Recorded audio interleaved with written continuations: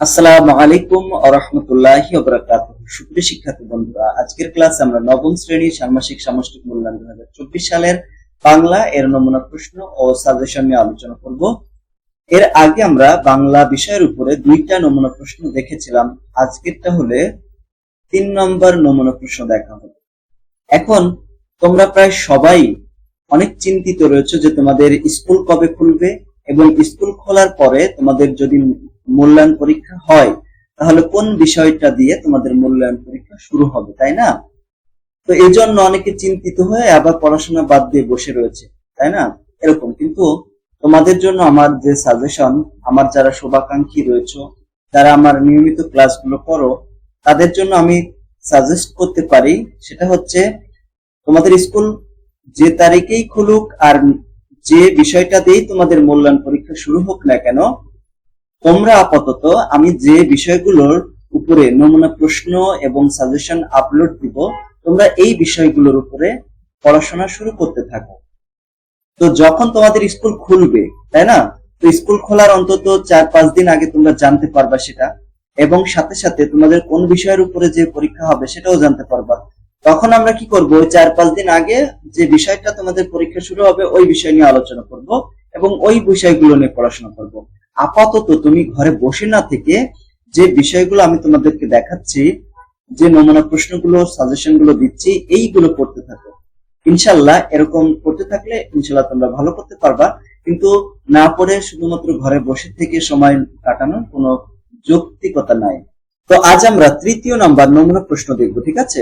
সেটা হচ্ছে, দেখো, তোমার বিদ্যালয়ের উন্নয়ন বিষয়ক বৈঠক অনুষ্ঠিত হবে।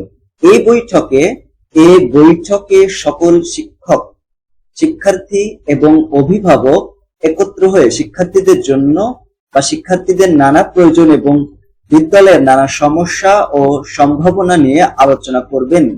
এই আলোচনাকে সামনে রেখে শিক্ষার্থীদের কাছ থেকে লিখিত মতামত ও চাহিদা বা দাবি আহ্বান করা হচ্ছে। বৈঠকে শিক্ষার্থীদের নানা বিষয়ে নিজেদের ভাবনা ও মতামত প্রকাশের সুযোগ থাকবে। একই দিন বিদ্যালয়ের সকল শিক্ষার্থীকে নিয়ে দেয়াল পত্রিকা উন্মোচন করা হবে। দেয়াল পত্রিকায় প্রকাশের জন্য শিক্ষার্থীদের কাছ থেকে সৃজনশীল লেখা আহ্বান করা হচ্ছে, ঠিক আছে? তো এই হচ্ছে তোমাদের নির্দেশনা। মনে করো তোমাদের পরীক্ষা হবে, তো পরীক্ষার নির্দেশনা হচ্ছে এটা। তো দেখো, আমি তোমাদের দুইটা কিন্তু অলরেডি নমুনা প্রশ্ন দিয়েছি। ওই নমুনা দুইটা প্রশ্ন এবং এইগুলো কিন্তু তোমরা পড়বা, ইনশাআল্লাহ 100% কমন পাবা ইনশাআল্লাহ, এগুলো যদি তোমার কমপ্লিট থাকে। এখন এখানে নির্দেশনার পরে এখানে কাজ কতে বলা হচ্ছে, জোড়াই আলোচনা করে নিচের কাজগুলো করো। এখন দেখো, 1 নম্বর হচ্ছে বৈঠককে সামনে রেখে এবং বৈঠকের দিনকে কেন্দ্র করে পাশের সহপাঠীর সাথে আলোচনা করে নিচের কার্যক্রমগুলো অনুসরণ করো, এরপর খাতায় লেখো। এই বিষয়গুলো 2-3টা বিষয় দেওয়া আছে, দেখছো এখানে, এগুলো খাতায় লিখতে হবে। কি কি? 1 নম্বর, তো প্রথমটা হচ্ছে তোমার বিদ্যালয়ের বিভিন্ন প্রয়োজন বা সমস্যা খুঁজে বের করতে হবে। মানে তোমাদের বিদ্যালয়ে কি কি প্রয়োজন, মনে করো শ্রেণী কক্ষ পরিষ্কার করার জন্য ঝাড়ু প্রয়োজন, বা টয়লেটের যে টয়লেট খানা রয়েছে তার জন্য পর্যাপ্ত পানি নাই, স্যানিটেশনের ভালো অবস্থা নাই, বা বিদ্যালয়ের নলকূপ নাই, পানির অবস্থা খারাপ, তারপরে পাঠাগারের সমস্যা রয়েছে, ঠিক আছে, বই নাই, পাঠাগার আছে বই নাই, এরকম হাজার হাজার সমস্যা থাকতে পারে। তো ওই সমস্যাগুলো খুঁজে বের করতে হবে। এরপরে এসব প্রয়োজন বা সমস্যা নিয়ে কার কার সাথে যোগাযোগ করা যায় তার একটা তালিকা তৈরি করো। এখন দেখো, তোমার স্কুলে মনে করো যে বিশুদ্ধ পানির ব্যবস্থা করতে হবে, অথবা পাঠাগারের ব্যবস্থা করতে হবে, অথবা পাঠাগার আছে বই নাই তার ব্যবস্থা করতে হবে। তারপরে এরকম বিদ্যালয়ে মনে করো যে টয়লেট নাই, টয়লেট থাকলেও সেখানে পানি ব্যবস্থা নেই, এরকম থাকতে পারে না, হাজার হাজার সমস্যা থাকতে পারে। তো ওই সমস্যাগুলোকে সমাধান করবা।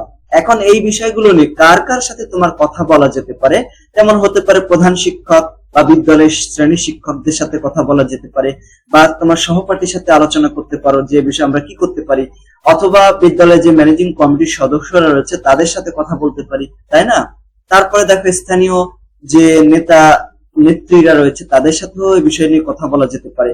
তো এরপর এটা তালিকা তৈরি করতে হবে। এরপরে যোগাযোগের মাধ্যম এবং উপকরণ কি হতে পারে সেগুলো নির্ধারণ করতে হবে।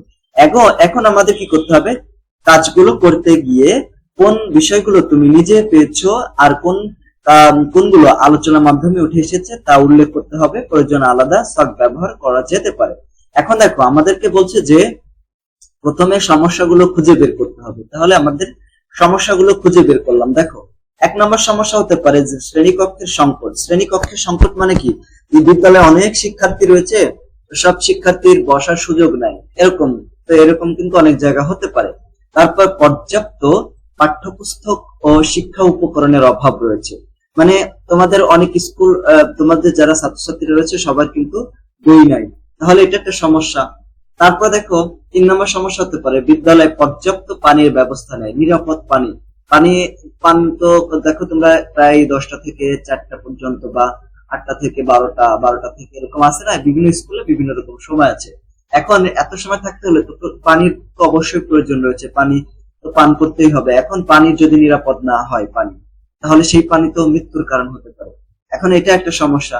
তারপর নিরাপদ স্যানিটেশনের ব্যবস্থা নাই, ঠিক আছে। এইটা বিদ্যালয়ের পরিবেশ পরিষ্কার রাখতে হবে, এটা একটা সমস্যা, বিদ্যালয় পরিষ্কার পরিচ্ছন্ন নাই। লাইব্রেরির উন্নতি, ঠিক আছে, লাইব্রেরি ভালো লাইব্রেরি নাই, এজন্য আর কি। এখন যোগাযোগের জন্য তালিকা তৈরি করব। এখন ওই যে বলছে না যোগাযোগ, এখন এই বিষয়গুলো নিয়ে কার সাথে যোগাযোগ করতে পারি, তো প্রধান শিক্ষকের সাথে যোগাযোগ করতে পারি, শ্রেণী শিক্ষকগণের সাথে যোগাযোগ করতে পারি, বিদ্যালয়ের ম্যানেজিং কমিটির সদস্য বৃন্দ যারা রয়েছে তাদের সাথে আলোচনা করতে পারি, অভিভাবক কমিটির সাথে যোগাযোগ করতে পারি, স্থানীয় প্রশাসন যারা রয়েছে মানে আশেপাশে যে নেতা নেত্রীরা রয়েছে তাদের সাথে এই বিষয়ে কথা বলা যেতে পারে, এবং সর্বশেষে যাদের সাথে কথা বলা যেতে পারে তা হচ্ছে সহপাঠীদের সাথে।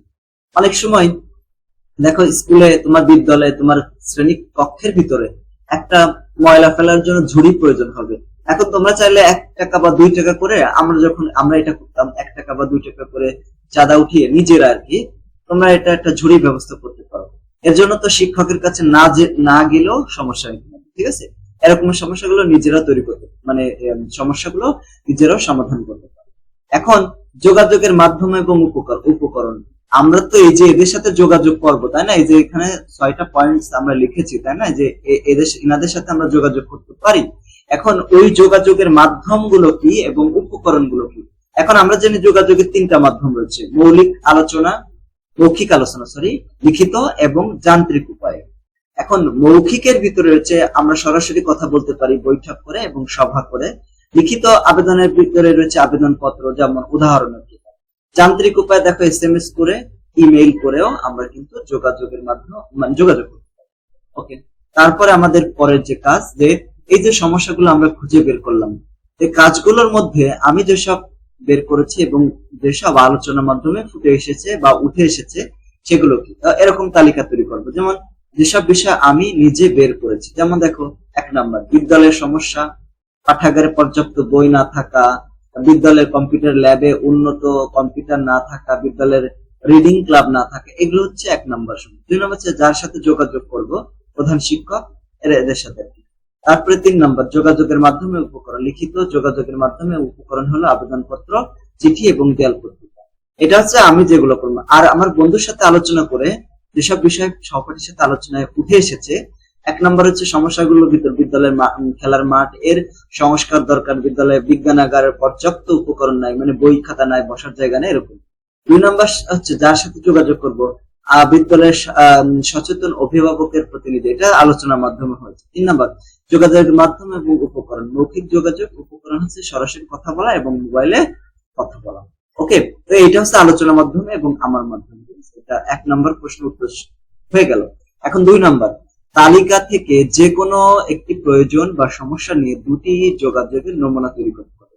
ওই যে আমরা একটা তালিকা তৈরি করেছি সমস্যাগুলোর তালিকা, তাই না, তো ওখান থেকে আমাদের যে কোনো একটা প্রয়োজন বা সমস্যা নিয়ে 2টা যোগাযোগের নমুনা দেখাতে হবে। তো যোগাযোগের নমুনা তো হতে পারে সরাসরি, মৌখিক হতে পারে, লিখিত হতে পারে, তাই না। এখান থেকে 2টা নমুনা দেখাতে হবে। তাহলে 2টা নমুনা, তাহলে বুঝতে হবে যে একটা সরাসরি অথবা আর একটা যান্ত্রিক অথবা একটা মনে করো লিখিত মাধ্যম হবে, ঠিক আছে। তাহলে এইভাবে 2টা নমুনা দেখাতে হবে। তো নমুনা 2টির একটি হবে মৌখিক যোগাযোগ বলে দিছি, আর একটি হবে লিখিত বলেই দিছি। একটা মৌখিক হবে আর একটা হবে লিখিত। এখন এই নমুনা 2টি হবে তোমার তালিকার যে কোনো দুইজন ব্যক্তিকে ঘিরে। মানে আমরা প্রথমে কি করবো, ওই যে সমস্যার তালিকা তৈরি করেছিলাম, বলতো কোনটা, এই যে প্রথমেই দেখো এই যে সমস্যাগুলো, তাই না? এখান থেকে যে কোনো দুইটা সমস্যা আমরা খুঁজে বের করবো, নেব যে কোনো দুইটা সমস্যা। একটা সমস্যা, দুইটা না, একটা। যেমন হতে পারে সেটা নিরাপদ পানি, মনে করো পর্যাপ্ত পানি ব্যবস্থা নেই, এটা আমরা সিলেক্ট করলাম। সিলেক্ট করার পরে এই যে তালিকা করেছি না, যাদের সাথে যোগাযোগ করব, প্রধান শিক্ষক হতে পারে, সহকারী শিক্ষক হতে পারে, সহপাঠী হতে পারে, যে কোনো দুইজনকে বেছে নিয়ে দুইটা যোগাযোগ লিখতে হবে। চলো আমরা সেটা করবো এখন। এখানে আবার বলা আছে যে বন্ধুর সাথে আলোচনায় উঠে আসা বিষয়সমূহ আমার কাছে মানে বাছাই করা দুজন ব্যক্তি হলো বিদ্যালয়ের প্রধান শিক্ষক এবং শ্রেণী শিক্ষক, এটা কিন্তু লিখতে হবে। যোগাযোগের মাধ্যম হিসেবে প্রধান শিক্ষক মহোদয়ের কাছে লিখিত মাধ্যমে একটা আবেদনপত্র লিখব। আবেদনপত্র বিদ্যালয়ে বিশুদ্ধ পানির অভাব নিয়ে এবং বিদ্যালয়ে বিশুদ্ধ পানির ব্যবস্থার জন্য আবেদন করব। শ্রেণী শিক্ষকের সাথে যোগাযোগের কথা বলবো, ঠিক আছে? এখানে দেখো ব্যবস্থা বানান কিন্তু ঠিক আছে, তোমরা ঠিক করে নিও, হ্যাঁ বানান ঠিক বলেছে, দুঃখিত। সরাসরি তাকে মানে স্যারকে আর কি শ্রেণী শিক্ষককে কি সমস্যার কথা বুঝিয়ে বলবো। কথা বলার সময় মর্যাদা রক্ষা করে সর্বনাম বা মানে সর্বদা মানি সর্বনাম ব্যবহার, ঠিক আছে? এখন 1 নম্বর নমুনা যোগাযোগ 1। তো নমুনা যোগাযোগ 1-এ আমরা বিদ্যালয়ের শ্রেণী শিক্ষকের সাথে বিদ্যালয়ে বিশুদ্ধ পানির ব্যবস্থার জন্য সরাসরি কথা বলবো। তো এখানে আমরা শিক্ষার্থীদেরকে যেটা বলতেছি, আসসালামু আলাইকুম স্যার, আসতে পারি? স্যার বলছে ওয়ালাইকুম আসসালাম, আসো, কি দরকার বলো। শিক্ষার্থী বলবে যে আমাদের বিদ্যালয়ে বিশুদ্ধ পানির ব্যবস্থা করার জন্য কিছু কথা বলতে চাচ্ছিলাম। শিক্ষক বলো অবশ্যই অবশ্যই বলো, আমিও চাই বিদ্যালয়ে বিশুদ্ধ পানির ব্যবস্থা হোক। এখন শিক্ষার্থী বলবে স্যার আমরা এখন কি করতে পারি। শিক্ষক বলবে যে আমি আমার যথাসাধ্য সাহায্য করব তোমাদের। তোমরা তোমাদের প্রধান শিক্ষকের কাছে একটা আবেদনপত্র লিখে আনো, আমিও তোমাদের সাথে যাব। মানে শ্রেণী শিক্ষকদের সাথে আমরা কথা বলতেছি, উনি বলতেছে তোমাদের বিদ্যালয়ে যে প্রধান শিক্ষক রয়েছে তার কাছে একটা আবেদনপত্র লেখো এবং ওই আবেদনপত্র তোমরা জমা দাও, আমি তোমাদের সাথে জমা দিতে যাব। শিক্ষার্থী বলছে ধন্যবাদ স্যার, আমরা তাহলে আবেদনপত্র লিখে আনি। শিক্ষক বলছে আচ্ছা, তোমাদের জন্য শুভকামনা। শিক্ষার্থী বলছে ধন্যবাদ স্যার, আসি আমরা তাহলে। ওকে, এটা হচ্ছে একটা জন, এটা কিন্তু লিখিত না, এটা কিন্তু সরাসরি কথোপকথন, ঠিক আছে? আমাদেরকে বলছে দুইটা যোগাযোগ, একটা আছে সরাসরি আমরা কথোপকথন লিখলাম মৌখিক যোগাযোগ, এখন আমরা লিখিত দেখবো 2 নম্বরটা যোগাযোগের যে নমুনা 2। হ্যাঁ, বিদ্যালয় প্রধান শিক্ষক নিকট বিশুদ্ধ পানির জন্য আবেদন। শিক্ষকের হবে, হ্যাঁ শিক্ষকের নিকট। এখন আবেদনপত্র লিখতে হয়তো এভাবে যে আবেদনপত্র লেখার তারিখ দিলাম এরকম, বরাবর দিবা, তার প্রধান শিক্ষক, ঠিক আছে? এরকম দিয়ে এখানে কি করবা, তোমার স্কুলের নাম দিবা। এখানে যেমন আমি যে স্কুলে পড়তাম চাচুরি প্রিলি মাধ্যমিক বিদ্যালয় কালিয়া নড়াইল দিলাম এই স্কুল, এরকম, ঠিক আছে? এখানে তোমার স্কুলের নাম দিয়ে দিবা। বিষয় হচ্ছে বিদ্যালয়ে বিশুদ্ধ পানির ব্যবস্থার জন্য আবেদন। তারপরে এখান থেকে লেখা শুরু করবো, যথাবিহিত সম্মান প্রদর্শন পূর্বক নিবেদন এই যে আমরা আপনার বিদ্যালয়ের 8ম শ্রেণীর শিক্ষার্থী। এখন তোমরা এখানে 9ম শ্রেণীর, তাহলে এখানে দিবা কি 9ম শ্রেণীর শিক্ষার্থী, ঠিক আছে? এরকম দিবা। আমরা লক্ষ্য করেছি আমাদের পাশের বিদ্যালয়ে বিশুদ্ধ পানির ব্যবস্থা নাই। বিদ্যালয়ের আশেপাশের নলকূপের অবিশুদ্ধ ও আর্সেনিক যুক্ত পানি পান করে অনেকেই অসুস্থ হয়ে পড়েছে। এমতো অবস্থায় আমাদের বিদ্যালয়ে বিশুদ্ধ পানির ব্যবস্থা করা খুবই প্রয়োজন, ঠিক আছে? এইভাবে দিবা। দেওয়ার পরে এখান থেকে একটু প্যারা করে অতএব মহোদয়ের নিকট বিনীত নিবেদন এই যে আমাদের বিদ্যালয়ে বিশুদ্ধ পানির ব্যবস্থা করে বাধিত করবেন। নিবেদক আপনার একান্ত অনুগত শিক্ষার্থী বৃন্দ। শ্রেণী এখানে 9ম দিবা, যে 9ম শ্রেণী, তোমাদের স্কুলের নাম এখানে দিয়ে দিবা। এটা হয়ে গেল শেষ। এরপরে খ কাজে চলে যাবো। কাজ খ, দেয়াল পত্রিকা দেওয়ার জন্য রচনা তৈরি করো। রচনাটি তৈরি করতে নিচের নির্দেশনা ও নমুনাগুলো অনুসরণ করো। এইখানে আমাদের কাজটা করতে হবে দলগত কাজ এবং প্রতি দলে থাকতে হবে 4 জন সদস্য। দলের সদস্যরা নিজেদের মধ্যে আলোচনা করে ঠিক করবে কে কোন ধরনের রচনা তৈরি করবে। তবে প্রতিটি দলেই বিভিন্ন ধরনের রচনার নমুনা থাকতে হবে, সবাই যে একই ধরনের নমুনা দেখবে বিষয়টা এরকম না, হ্যাঁ এরকম। এখন রচনায় সৃষ্টিশীলতা, পর্যবেক্ষণ এবং দক্ষতার প্রতিফলন ঘটাতে হবে, রচনার একটা শিরোনাম দিতে হবে। এখন নিচে কয়েক ধরনের নমুনা দেওয়া হলো, যেমন বিবরণমূলক লেখা আমরা লিখতে পারি, বিশ্লেষণমূলক লেখা অথবা তথ্যমূলক লেখা এবং কল্পনা নির্ভর লেখা লিখতে পারি। বিবরণমূলক লেখার ভিতরে আছে বিদ্যালয়, শ্রেণীকক্ষ, স্কুল মাঠ, পাঠাগার, ঠিক আছে? এইভাবে তারপরে তুমি যদি বিশ্লেষণমূলক রচনা লিখতে চাও তাহলে বিদ্যালয়ের সামগ্রিক সুযোগ সুবিধা নিয়ে লিখবা। তথ্যমূলক লিখলে বিদ্যালয়ে গুরুত্বপূর্ণ তথ্য নিয়ে, কল্পনা নির্ভর লেখা নিলে বিদ্যালয়কে ঘিরে কোনো গল্প লিখতে হবে। এখন উপরে যে কোনো একটি ধরন বেছে নিয়ে তোমার বিদ্যালয়ের পরিপ্রেক্ষিতে কি করতে হবে, 200 শব্দের মধ্যে একটি রচনা লিখতে হবে। উপরের নমুনা বিষয়গুলোর ছাড়াও নিজ বিদ্যালয়ের যে কোনো বিষয়বস্তু নিয়ে আরো চাইলে রচনা লিখতে পারো। এখন আমরা যেটা করতেছি বিবরণমূলক লেখা লিখতেছি বিদ্যালয় নিয়ে, ঠিক আছে। এখন এখানে আমরা যেটা লিখতেছি বিবরণমূলক লেখার উদাহরণ লিখতেছি। এখন তোমরা চাইলে বিবরণমূলক লেখা, তথ্যমূলক লেখা, অন্যান্য লেখাগুলো লিখতে পারো। ওকে, এখন দেখো এইভাবে আমরা লেখা শুরু করতে পারি যে আমাদের বিদ্যালয় শিক্ষা জাতির মেরুদণ্ড, শিক্ষার জন্য চাই আদর্শ বিদ্যাপীঠ।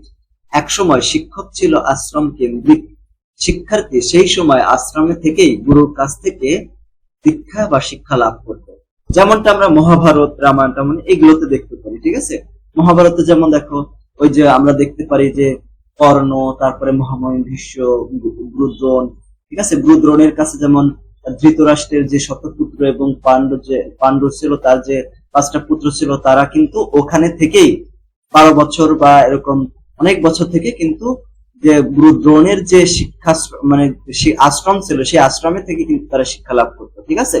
এরকম কিন্তু ছিল পূর্বের ঘটনাগুলো, মানে শিক্ষা ব্যবস্থাগুলো এরকমই ছিল, আশ্রম কেন্দ্রিক। মানে একজন গুরু থাকতো, ওই গুরুর কাছে শিক্ষার্থীদেরকে পাঠিয়ে দেওয়া হতো। তো শিক্ষার্থীদের 10 বছর, 15 বছর বা 12 বছরের জন্য পাঠিয়ে দেওয়া হতো, ঠিক আছে।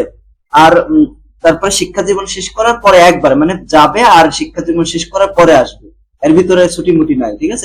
এরকম ছিল, কিন্তু এরকম ছিল। তো আদর্শ বিদ্যালয় এক একটি আশ্রম, মানে আশ্রম বিশেষ আর কি।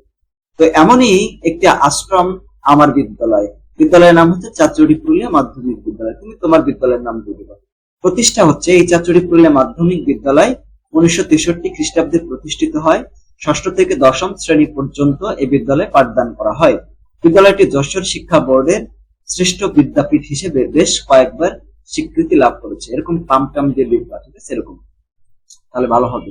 অবস্থান হচ্ছে নড়াইল জেলার কেন্দ্রীয় বিন্দুতে আমাদের বিদ্যালয় অবস্থিত। বিদ্যালয়ে আসা যাওয়ার জন্য ভালো ব্যবস্থা রয়েছে। নড়াইলের যে কোনো এলাকা থেকে বিদ্যালয়ে সহজেই আসা যাবে। এইসব জায়গায় আমি যে জায়গাগুলোর নাম বলেছি ওটা বাদ দিয়ে তোমার স্কুলের নাম দিবা এবং ওই এলাকার নাম দিবা, তুমি যে এলাকাতে। বিদ্যালয়ের পরিবেশ, বিদ্যালয়ে বিভিন্ন ধরনের গাছ রয়েছে। বিশাল প্রাঙ্গণে 2টি দীর্ঘকায় 4 তলা ভবন। 6ষ্ঠ থেকে 10ম শ্রেণী পর্যন্ত 3টি করে শাখা রয়েছে। প্রতি শাখার জন্যই রয়েছে আলাদা ও পরিপাটি শ্রেণী কক্ষ। প্রধান শিক্ষক ও সহকারী শিক্ষক, প্রধান শিক্ষকের রয়েছে, দেখো এখানে প্রধান বানানো হয়েছে, প্রধান, ঠিক আছে। তো রয়েছে বিভিন্ন অংশে বিভক্ত একটি বড় অফিস আছে। শিক্ষকের জন্য রয়েছে 3টি সুন্দর কক্ষ, একটি বড় পাঠাগার। আচ্ছা দেখো এই জায়গা কিন্তু আমি একটু আলাদা রং করেছি, তাই না। যে পাঠাগার কেন করলাম একটু পরেই তোমরা বুঝতে পারবে, যে পাঠাগার, ঠিক আছে। এরকম শব্দগুলোর দিকে একটু খেয়াল রেখো। হ্যাঁ, সেখানে বিভিন্ন ধরনের বই রয়েছে। বিদ্যালয় ভবনের সামনে বিশাল মাঠ রয়েছে। এরপরে শিক্ষার্থী কতজন? হ্যাঁ, আমাদের বিদ্যালয়ে প্রতিটি শ্রেণীতে 3টি করে শাখা, প্রতি শাখায় 50 জন করে শিক্ষার্থী রয়েছে। 6ষ্ঠ থেকে 10ম শ্রেণী পর্যন্ত মোট শিক্ষার্থী সংখ্যা 1350 জন। তো সকালে সকল শিক্ষার্থী দলগত ভাবে, দেখছো এখানে কিন্তু আমি অন্য একটা কালার দিয়েছি, কেন দিলাম একটু পরে বুঝতে পারবে। দলগত ভাবে জাতীয় সঙ্গীত পরিবেশনের জন্য একসঙ্গে দাঁড়ায়। তখন মনে হয় এ যেন শিক্ষার্থীদের এক বিশাল মিলন মেলা।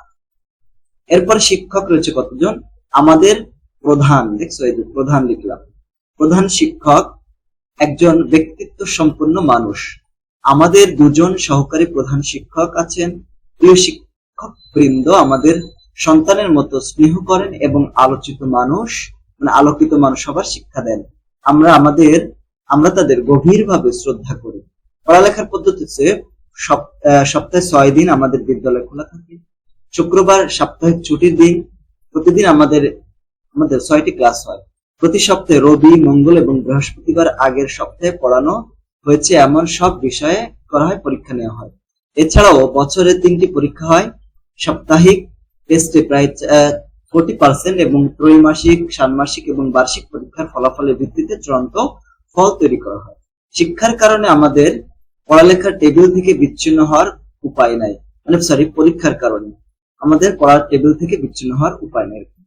গবেষণাগার রয়েছে বিদ্যালয়ের বিষয়গুলোর ব্যবহারিক ক্লাসের জন্য পদার্থবিজ্ঞান, রসায়ন বিজ্ঞান, জীববিজ্ঞান, তারপর গণিত গবেষণাগার এবং কম্পিউটার ল্যাবের জন্য। দেখছো কম্পিউটার দিয়ে কিন্তু অন্য কালারে দিচ্ছে কেন, একটু পরে দেখবো। আধুনিক শিক্ষার সব উপকরণ রয়েছে। তারপর দেখো পাঠ্যক্রম অতিরিক্ত বিষয়ের চর্চা। আমাদের বিদ্যালয়ে কতগুলো ক্লাব রয়েছে, নাট্য দল, সাংস্কৃতিক সংগঠন, বিতর্ক ক্লাব, তারপরে দাবা ক্লাব, ঠিক আছে, সায়েন্স ক্লাব, ইতিহাস ক্লাব, ইতিহাসের বিষয়গুলো নিয়ে আলোচনা। তারপরে সঙ্গীত দল, পাঠ চক্র এবং শরীর চর্চা ক্লাব রয়েছে। অনুষ্ঠানাদির ভিতরে ক্লাবগুলো সারা বছর পড়াশোনার পাশাপাশি বিভিন্ন কর্মকাণ্ডের আয়োজন করে থাকে। এসব অনুষ্ঠানে দেশ বিদেশের বিখ্যাত ব্যক্তিবর্গ আসেন। তাদের সঙ্গে পরিচিত হবার সুযোগ যেমন আমরা পাই, তেমনি তাদের কাছ থেকে নতুন নতুন তথ্য আমরা জানতে পারি। তারপরে পাঠাগার। আমাদের বিদ্যালয়ে পাঠাগারটি বিজ্ঞানাগারের একটি প্রাণকেন্দ্র। পাঠাগারের মূল কক্ষটি প্রশস্ত ও সুশৃঙ্খল। বিভিন্ন বিষয়ে শত শত বই রয়েছে। পাঠাগারে ঢোকার সাথে সাথে চোখ পড়ে সাজানো বইয়ের বইগুলো বিষয় ভিত্তিক শ্রেণীবদ্ধ করা হয়েছে, যেমন বিজ্ঞান, সাহিত্য, ইতিহাস, ভূগোল এবং জীবনী মানে কি, বিভিন্ন লোকের জীবনী সম্পর্কে, যেমন হযরত মুহাম্মদ সাল্লাল্লাহু আলাইহি ওয়াসাল্লামের জীবনী নিয়ে এরকম। পাঠাগারে পড়াশোনার জন্য আরামদায়ক আসন, দেখছো এটা কিন্তু আরামদায়ক, এটা কেন লিখলাম একটু পরে দেখতে পাবো। টেবিলের ব্যবস্থা রয়েছে। পাঠাগারে নিয়মিত নতুন বই আসে নতুন বই আসে। খেলাধুলা। আমাদের বিদ্যালয়ে খেলার মাঠটি অনেক বড়। মাঠে নিয়মিত খেলাধুলা হয়। প্রতিদিন বিকালে মৌসুম অনুযায়ী football, cricket, volleyball, basketball, handball, badminton খেলা হয়। আমাদের বিদ্যালয়ে ফুটবল, ক্রিকেট, বাস্কেটবল টিম আছে। বিভিন্ন প্রতিযোগিতায় অংশগ্রহণ করে আমরা অনেক পুরস্কার লাভ করেছি। তারপরে বিজ্ঞানের এখানে পরীক্ষার ফলাফল, যেমন এসএসসি, পিএসসি, জেএসসি, এসএসসি ফল সবার দৃষ্টি কাড়ে। মাধ্যমিক এবং উচ্চ মাধ্যমিক পরীক্ষা আমাদের বিদ্যালয়ে প্রতি বছরই সেরা 10-এর ভিতরে থাকে। এখন নিজস্ব কিছু বৈশিষ্ট্য আছে, ঠিক আছে, এরকম লিখবো। এখন একটি বিদ্যালয় বলতে যা বোঝায় আমাদের বিদ্যালয় তাই আদর্শ বিদ্যালয় বলতে হয়। মনোরম পরিবেশ, জ্ঞানী গুণী শিক্ষক, আরো সেরা ফলাফলের জন্য আমাদের বিদ্যালয় অতুলনীয়। এই প্রতিষ্ঠানের একজন শিক্ষার্থী হতে পেরে আমি নিজেকে ধন্য মনে করি। আমাদের বিদ্যালয় সবসময় দেশের সেরা প্রতিষ্ঠান হোক, এই আমার প্রত্যাশা, ঠিক আছে, এরকম। এখন আমার লেখাটি একটি বিবরণমূলক রচনা, কেন এটা ব্যাখ্যা করতে হবে। নিচে বিবরণমূলক লেখার বৈশিষ্ট্য দেওয়া হলো। আমার লেখাটি কেন বিবরণমূলক লেখা রচনা এখান থেকে বোঝা যাবে। যেমন দেখো, স্থান, বস্তু, ব্যক্তি, প্রাণী, অনুভূতি, ঘটনা বা কোনো বিষয়ের বিবরণ দেওয়া হয় যে রচনায়, তাকে বিবরণমূলক লেখা বলে। যেহেতু আমরা যে রচনাটা লিখেছি, যে কোনো বিষয়ের উপরেই বিবরণমূলক লেখা প্রস্তুত করা যায়। বিবরণমূলক লেখার লেখকের চিন্তা এবং অনুভূতির প্রকাশ ঘটে। এই সমস্ত কারণে আমার যে লেখাটা একটা বিবরণমূলক লেখা। কারণ দেখো, আমি বিদ্যালয়ের বর্ণনা দিয়েছি, তাই না। আমার রচনাটি বিবরণমূলক রচনা, কারণ আমার রচনায় আমি আমার বিদ্যালয়ের সকল বিষয় নিয়ে বিবরণ দিয়েছি। এখন খ নম্বর কাজ শেষ। এখন কাজ গতে কি করতে হবে। দেখো, তোমার লেখা উপকরণ উপরে রচনার ভিত্তিতে এককভাবে নিচে কাজগুলো করো। যেমন দেখো, দুটি বাক্যের উদ্দেশ্য এবং উদ্দেশ্যের প্রসারক এবং বিধেয়ের প্রসারক চিহ্নিত করো। যে কোনো 10টি শব্দ অভিধানের বর্ণানুক্রমে সাজাতে হবে। দেখো 10টা শব্দ না, এই যে আমি একটু আগে তোমাদের বললাম যে কেন এই শব্দগুলো নিচে দাগ দাও। দেখো, এই যে একটা শব্দ, এই শব্দ, একটা শব্দ আমি লিখেছি, একটা শব্দ, এরকম 10টা শব্দ তোমাকে এখান থেকে খুঁজে বের করতে হবে। যে কোনো 10টা আমি এই 10টা গুলো খুঁজবো। এরকম ভাবে তোমাদের লাল কালি বা কালার কালিতে লিখতে হবে না, তবে তোমাদের বোঝার জন্য যে আমি এগুলো পড়েছি এখানে, ঠিক আছে, সেগুলো দেখো। প্রথমে করতে হবে, ওখান থেকে 2টা বাক্য নিতে হবে। পাঠাগারে পড়াশোনার জন্য আরামদায়ক আসন এবং টেবিলের ব্যবস্থা রয়েছে। এই যে এই বাক্যটা কিন্তু আমরা দেখো, এই যে আমাদের বিদ্যালয়ে যে পাঠাগার লিখেছিলাম না, ওই পাঠাগারের ভিতরে কিন্তু এই কথাগুলো উল্লেখ করেছিলাম। এই দেখো, ঠিক আছে, দেখো এখানে কি করেছিলাম, কি ছিল, দেখো, বিদ্যালয়ে পড়াশোনার জন্য আরামদায়ক আসন এবং টেবিলের ব্যবস্থা রয়েছে। দেখো, তো সেইভাবে এখানে আমরা কি করেছি, ওই বাক্যটা এখানে উঠিয়ে দিয়েছি। দেওয়ার পরে এই বাক্যের ভিতরে উদ্দেশ্য হচ্ছে কি, পাঠাগার। উদ্দেশ্যের বিধেয় কি মানে বিধেয় কোনটা? উদ্দেশ্যের প্রসারক হচ্ছে পড়াশোনার জন্য, আর বিধেয় হচ্ছে ব্যবস্থা রয়েছে, আর আরামদায়ক আসন এবং টেবিলের ব্যবস্থা, ঠিক আছে, এগুলো রয়েছে। এটা হচ্ছে প্রথম বাক্য গেল। দ্বিতীয় বাক্য হচ্ছে পাঠাগারে নিয়মিত নতুন বই আসে। এখন উদ্দেশ্য হচ্ছে পাঠাগার, বিধেয় হচ্ছে বই আসে, উদ্দেশ্যের প্রসারক হচ্ছে নিয়মিত এবং বিধেয়ের প্রসারক হচ্ছে নতুন। ওকে, শেষ হয়ে গেল। এখন আমরা ওই যে 10টা শব্দ লিখেছি, 10টি শব্দ আমাদের অভিধানের বর্ণনা ক্রমে সাজাতে হবে। মানে অভিধান, বাংলা অভিধান মানে ডিকশনারি অনুসারে কোন শব্দটা আগে হবে। যেমন আরামদায়ক শব্দটা আগে রয়েছে সবার, যে শব্দগুলো আমরা সিলেক্ট করেছি। তারপরে আসন, ইতিহাস, উপকরণ, কম্পিউটার, দলগত ভাবে, নিয়মিত, পাঠাগার, পড়াশোনা এবং প্রধান। ঠিক আছে, এইভাবে আমরা করতে পারি এই কাজটা। ওকে, আশা করি আমরা বুঝতে পেরেছি, তাই না, যে আমাদের কাজ কি করতে হবে। এটাই ছিল আমাদের তৃতীয় নাম্বার নমুনা প্রশ্ন। যে নমুনা প্রশ্ন আমরা তৃতীয় নাম্বারটা দেখলাম সেটা। এখানে কিন্তু আরো নমুনা প্রশ্ন আছে, ঠিক আছে। এই যে আমাদের ইউটিউব চ্যানেলে যাওয়ার পরে এই যে ভিডিও অপশনটাতে যাবা, তারপরে দেখো এখানে কিন্তু এই যে বাংলার ক্ষেত্রে নমুনা প্রশ্ন 1, নমুনা প্রশ্ন 2 রয়েছে। এই যে শিল্প সংস্কৃতি পরীক্ষা হয় না তোমাদের, নমুনা প্রশ্ন 1 দেওয়া আছে। অন্যান্য ক্লাসে যারা রয়েছে তারাও এটা দেখতে পারে, ঠিক আছে, বা মানে অন্য সাবজেক্ট গুলো রয়েছে সেগুলো দেখতে পারে। তো আজকের আলোচনা এই পর্যন্ত। আমাদের নেট যদি ভালো হয় আমরা নিয়মিত লাইভ ক্লাসগুলোতেও ইনশাআল্লাহ আসবো। মূল্যায়ন একাডেমি নামে আমাদের আরেকটি ইউটিউব চ্যানেল রয়েছে, তোমরা এই চ্যানেলটাকে সাবস্ক্রাইব করে, ঠিক আছে। সবাইকে ধন্যবাদ। আসসালামু আলাইকুম ওয়া রাহমাতুল্লাহি ওয়া বারাকাতুহু।